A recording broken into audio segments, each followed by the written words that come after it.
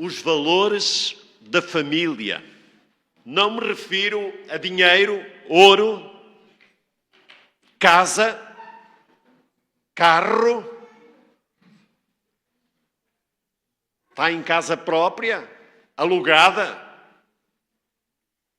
Está num anexo. Está num condomínio de luxo. Não é isso que eu me estou a referir. Estou-me a referir à família. Que adianta ter tudo e perder um querido, um familiar nosso? E realmente esta parábola nos faz pensar neste recurso que temos. Nós temos 4 momentos: a perda, a procura, a alegria e a celebração. 10 moedas, dracma perdida, significa, como ontem expliquei, um dia de trabalho, uma moeda, 10 dias de trabalho. Para a cultura da época era o tempo para ter alguma estabilidade, alguma capacidade de sobrevivência. E como disse ontem, o Senhor Jesus nos diz: tranquilizem-se, o pão de cada dia, diário, nos dá hoje. Aquele que confia no Senhor sabe que o Senhor não deixará o justo, nem um só, a mendigar o pão. Muitas vezes, numa família numerosa, pobre, aquilo que Provérbios diz: melhor é o prato de hortaliça e com ele o amor, do que o boi cevado, o porco no espeto, e com ele ódio. Meus irmãos, esta parábola está num conjunto, como ontem eu referi, para aqueles que estiveram, é considerado o conjunto de parábolas perdidos e achados. Há 3. A moeda perdida, o filho pródigo e a ovelha perdida, desgarrada. O pastor que deixou as 99 e foi procurar entre os abismos a ovelha perdida. O teu familiar, o teu filho, o teu marido, a tua esposa, os teus familiares podem perder-se na casa, na família a que tu pertences. Podem perder-se na casa do pai, onde temos a parábola do filho pródigo, que saiu da casa do pai, não lhe faltava nada, tinha tudo, e trocou a casa do pai e ainda teve a ousadia de pedir antecipadamente a herança que não tinha direito. Ali a pequenina está-me a dar luta. Estou a brincar. Talvez ela possa acompanhar a mãe e ir ali para a salinha. Ela tem assim uma veia profética também, fala alto e às vezes diz amém no fim. Então, é bom. A palavra do Senhor nos ajuda a compreender que há casos perdidos na família, há na igreja, muitas vezes, pessoas que vão à igreja, ouvem a palavra, mas entram e saem vazios e não querem pôr em prática aquilo que a palavra do Senhor diz. Jesus é bom para aqueles que o buscam, para aqueles que o procuram. A salvação em Cristo é, na verdade, a resposta para as nossas necessidades, mas nós temos que aceitar. Ninguém é obrigado a fazê-lo, mas a todos quantos o receberam, deu-lhes o poder de serem feitos filhos de Deus, aos que creem no seu nome. Então esta parábola mostra-nos que no contexto de uma família, aconteceu uma perda que pode retratar alguém que tem ouvido as orações, tem até acompanhado a família à igreja, mas a salvação não é coletiva, a salvação é individual, é pessoal. E enquanto os nossos queridos não confessarem Jesus como Senhor e Salvador das suas vidas, nós não podemos descansar. Temos que orar, temos que colocar diante do Senhor vidas preciosas em oração. E a palavra do Senhor lá em Lucas 15, versos 8 a 10, mostra-nos esta parábola. Lucas capítulo 15, versos 8 a 10. A parábola da moeda perdida, da dracma perdida. Ou qual é a mulher que, tendo 10 moedas, 10 dracmas, se perde uma delas e não acende a lamparina, varre a casa e procura com muito empenho até encontrá-la. E quando a encontra, reúne as amigas e vizinhas dizendo: alegrem-se comigo, porque achei a moeda que eu tinha perdido. Eu afirmo-vos que a mesma alegria existirá diante dos anjos de Deus por um pecador que se arrepende. Não podemos ser crentes nominais.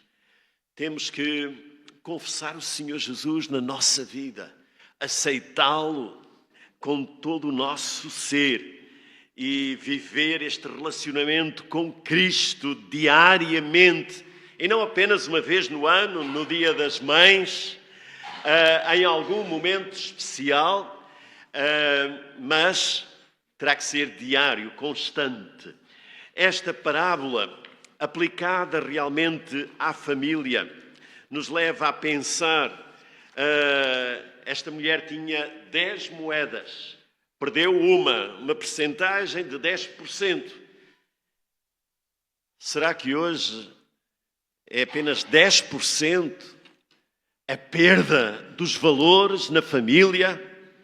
Valores que realmente fazem diferença, valores morais, espiritualidade, paciência, diálogo, está-se a perder com o corre-corre da vida, com tantos compromissos, com tantas interferências.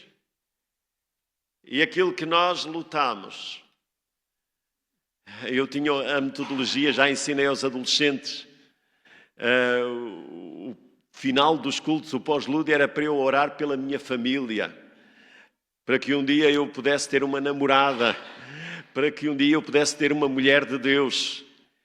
E realmente nós pedimos ao Senhor e Ele nos dá, e depois não podemos deixar de cuidar, deixar de amar, deixar de acompanhar. Então, nesta parábola, nesta ilustração, nesta comparação, a dracma, a moeda, não se perdeu na rua quando a mulher foi ao supermercado, mas dentro de casa. Está-se a perder dentro de casa os valores essenciais, o amor, o respeito, o tempo de qualidade, a união. Às vezes até o período de férias, em vez de ser descontraído, é motivo de conflito. Não lhe aconteceu já interromper as férias dizendo: isto está insuportável, mesmo com uma casa com todas as condições? Falta o essencial, o amor, o perdão. Realmente, quando Deus não é a prioridade na nossa família, há frustração, há fracasso. E às vezes enfrentamos sofrimento. nós temos tido realmente conhecimento de famílias que estão a atravessar momentos tão difíceis de saúde. Isto às vezes serve como um alerta, um dispositivo para nos chamar para a realidade, para orarmos mais, para dobrarmos os nossos joelhos, para lermos a palavra do Senhor. É preciso que a mãe crente, o pai que conhece o Senhor, os filhos que andam nos caminhos do Senhor, possam arrumar a casa, limpar a casa, acender a candeia, que significa a luz que o Senhor nos dá. Lâmpada para os meus pés é a tua palavra e luz para o meu caminho. Quando a luz de Cristo entra nas trevas, as trevas desaparecem. Nós oramos e vemos Deus a agir de uma maneira poderosa. Ontem eu tive essa experiência, mesmo sendo pastor, enfrentamos também as mesmas lutas que os irmãos. Ontem eu fiquei muito ansioso, chorei. Enquanto muitos estavam a saltar de alegria, eu estava preocupado com um problema que pode acontecer a qualquer pessoa. Mas graças a Deus que no final do dia eu estava com toda a minha família reunida a agradecer, a louvar ao Senhor. O amor fez-me fazer uma viagem para vir buscar a minha neta que estava incomunicável. E ela viajou quase que de mão dada comigo e disse: avô, se fosse preciso ir ao fim do mundo, tu ias para me ajudar. Eu disse que sim. E realmente, pela família, o que é que nós somos capazes de fazer? A Bíblia fala numa grande dívida, não às finanças, não ao banco. A ninguém deveis coisa alguma a não ser o amor. Tu estás em dívida, tu estás em dívida, tu estás em dívida. Eu estou em dívida. Tens amado a tua família? Tens feito sacrifícios por ela? És capaz de te levantar da tua cama para ir servir um chá, um comprimido, alguma coisa para ajudar? Ou o egoísmo tem tomado conta das nossas famílias, a indiferença? Vivemos em casas, mas autênticos hotéis, cada um no seu canto, independente. Meus irmãos, já não há hábito de orar, nem às refeições, quanto mais o culto doméstico. Culto doméstico, isso é do passado, pastor. Hoje nós temos todos os outros recursos. Temos mais e fazemos menos. Essa é a realidade. E isso é preocupante. Qual é o valor que tu dás aos teus filhos? És capaz de juntar recursos e pagar um acampamento de 7 dias ao teu filho, à tua filha? És capaz de investir numa Bíblia adequada à idade do teu filho? És capaz de reservar tempo para ler com o teu neto a palavra de Deus? Orar por ele? Não tenho tempo. É isso que nós dizemos. Mas, quando nós vemos os nossos filhos a desviarem-se pelos caminhos e valados deste mundo, nós choramos e dizemos: Deus, se Tu és o nosso Deus, ajuda-nos. Clama a mim e responder-te-ei e anunciar-te-ei coisas grandes e firmes que não sabes. Mas nós temos que ter prioridades. Qual é a nossa prioridade? Deus tem que ser a prioridade na nossa família. Buscai primeiro o reino de Deus e a sua justiça, e as outras coisas vos serão acrescentadas. Nós vamos buscar as outras coisas e o reino de Deus é para as sobras. Se eu tiver tempo, vou à igreja. Se eu tiver tempo, eu oro. Se eu tiver tempo, eu leio a Bíblia. E então depois, queixamos-nos. A minha avó e o meu avô eram mais crentes que eu. Deus lhes deu mais fé do que a mim. Não, a fé vem pelo ouvir, e o ouvir a palavra. É difícil. Uma semana toda a trabalhar e ao domingo trazer o teu neto, o teu filho, a tua filha, para ouvir a palavra de Deus à escola dominical, ao culto. É difícil, mas vale a pena. O que é que diz a promessa? Ensina a criança no caminho em que deve andar. No caminho que é Jesus. Não em outras opções. Hoje podes ocupar os teus filhos com futebol, com voleibol, com tantas outras atividades e eles tornarem-se célebres, serem de alguma forma mercadoria nas mãos de exploradores e chegares ao fim e veres como todo o investimento foi por água abaixo. Mas a palavra do Senhor nos diz: buscai primeiro o reino de Deus e a sua justiça, e todas as outras coisas vos serão acrescentadas. Qual é a prioridade? Amarás ao Senhor teu Deus de todo o teu coração e de todo o teu entendimento, e ao próximo como a ti mesmo. O que é que tu estás a fazer? Estás mais preocupado com os bens materiais para deixares uma casa, dinheiro no banco para os teus filhos? Deixa uma herança espiritual, um exemplo. Mãe, investe. Eu sei que no nosso contexto nacional, as mulheres de fé é que de alguma forma têm sustentado as nossas famílias. Mas o homem é o sacerdote do lar. A responsabilidade o Senhor entregou não só à mulher. Mas só havia uma mulher aqui, nesta parábola. Podiam ter colocado um casal. Um aspirava, o outro procurava. Mas esta família, graças a Deus, eu sei que eles cooperam. E agora o neto, que conhecemos ontem, estava aqui a ajudar a avó também. O esforço é de todos. Orem, adolescentes, pelos vossos pais.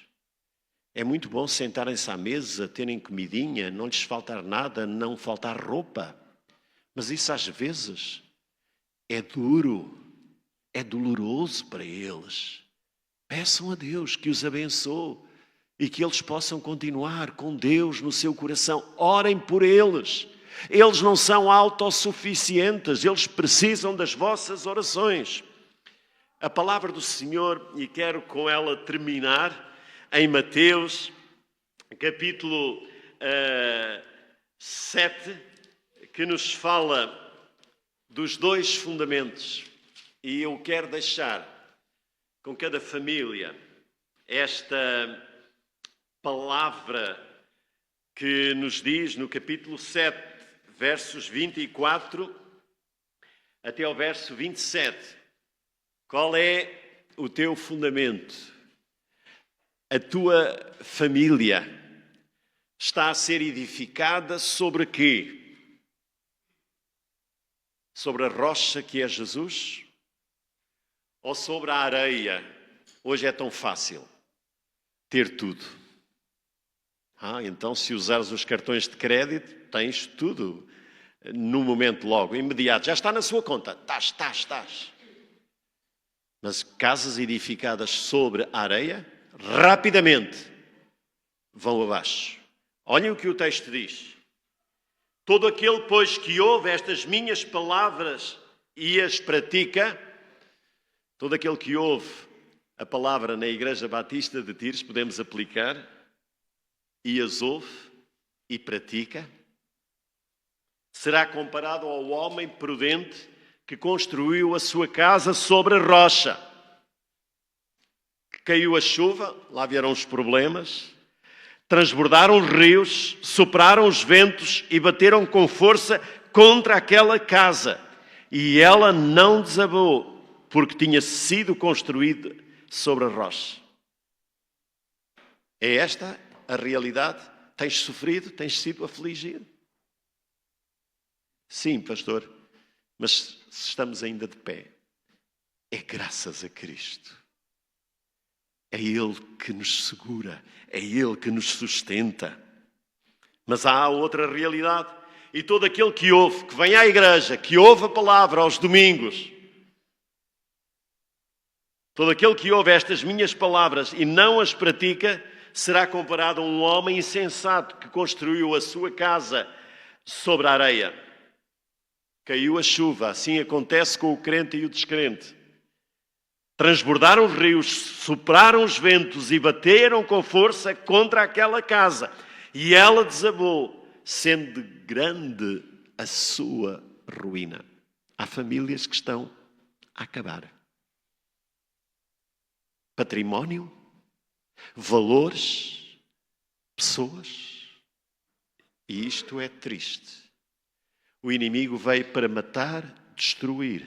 Jesus veio para dar-nos vida e vida com abundância.